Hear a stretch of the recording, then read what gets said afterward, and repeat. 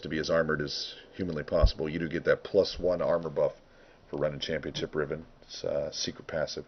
It's not true. Don't try to look it up. That was a lie. I'm always concerned that one day someone's gonna take one of these a little too seriously. They're gonna be on solo queue and they're gonna be like, yeah, we're gonna win because I got +1 armor because I got the Championship Riven skin. I actually learned something last night. I always assumed that all in passives were disabled in custom games as well. I know that they're disabled in ranked games, but I always assumed that they were disabled in custom, like the Hunt quest or Leona's passive dealing 1 less damage to champions with sunglasses. I always assumed that it was disabled in custom games as well, but we were doing community draft, last night, and we had a Kha'Zix and a Rengar in a game, and the quest activated at one point. Wow. Was that in a tournament draft? I thought that was tournament draft. Wow. I thought that was disabled. I thought they were disabled in tournament draft. I know the rest of them were enabled, but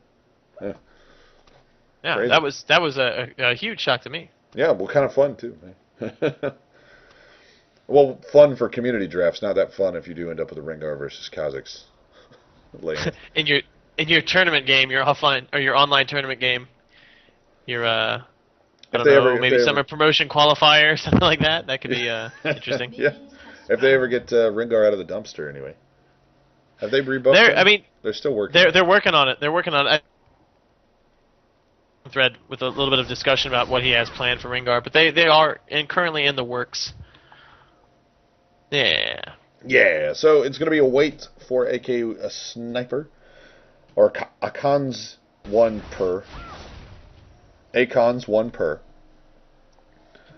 Well, the end's kind of the ends. aksn1per. aksn1per? No, aksn1per. Oh, AK. Yeah, that makes more sense. Yeah, that makes a lot more sense. MegaZero going to get that bump early, and it's going to be a red elixir start here. Double regen and a health potion love for MegaZero as he's going to try and sustain his way out of things. Did he went cloth 5 earlier? Right, he's been switching his build up a little bit today. He started red elixir first, and then he went cloth 5 in a second game to answer the cloth 5 he was playing against. Exactly, yeah, and now he's going to go with the double reach beat. It may be that he's watching the stream and he saw this and liked the look of it. Like the principal weakness of this is getting hit by this level 2 all-in, and MegaZero apparently has no interest in letting that happen to him, as he was pretty aggressive on creeps early, and then once he recognized aksn1per was taking kind of a more assertive position in the lane, he backed away and played a little bit more passively and let his regen do its thing. Yeah, lane push going to come in a little late here for aksn1per, and really not going to be super big push either, as MegaZero's finding his way around. He's going to go ahead and start things up. aksn1per been waiting for it. Not going to pop that red elixir just yet. May save it as a desperation move, as he knows he's going up against the double rejuve beads, and if he pops it, he's going to have that pressure to spend it within a given amount of time. May just look for it as a lifesaver if MegaZero manages to get the jump on him, as obviously he's going to have some health potions, and not going to need that many health potions because he's going to be taking a whole lot of health back to the bank. And that's really what it's all about. You see the huge CS lead that aksn1per has been able to build up for himself, but that's just because of the more aggressive item build he's taken. It's the more aggressive posture he's taken in the lane. MegaZero is looking to wait him out. And again, we talked before about the difference between an item or gold lead and making plays that give you an experience lead.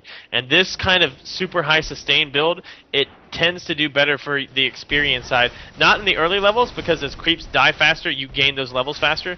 But as the game goes on, maybe MegaZero will be able to have 1 less base than aksn1per when aksn1per didn't really have the gold to spend that he really wanted to, and MegaZero will get a level advantage from it.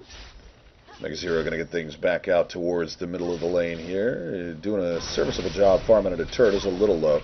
MegaZero going to get hopped on there. Going to get aksn1per with the key burst, and aksn1per going to have to run here. Ignites down.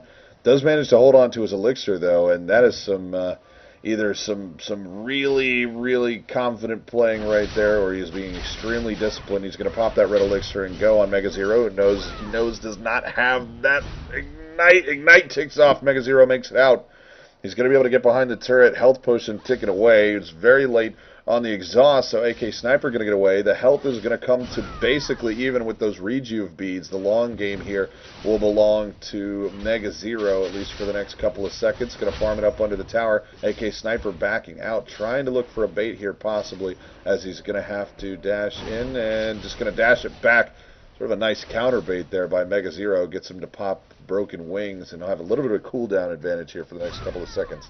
Key burst a little short.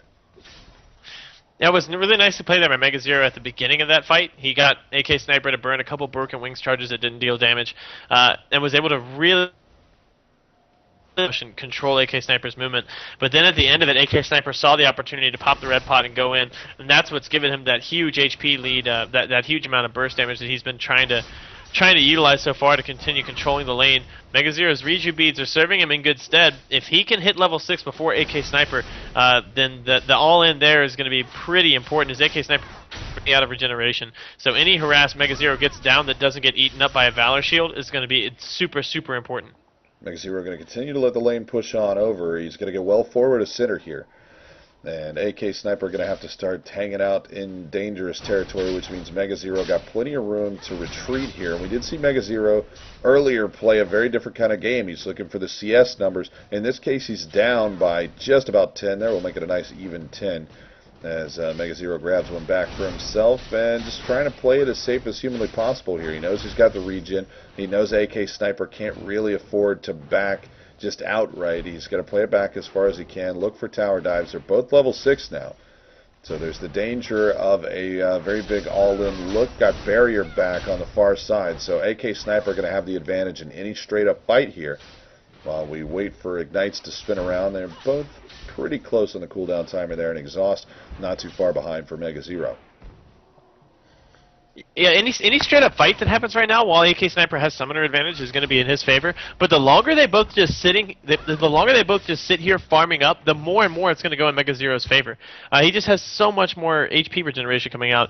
20 HP per 5 for him, and 9 HP per 5 for aksn1per. So he's literally regenerating twice the HP.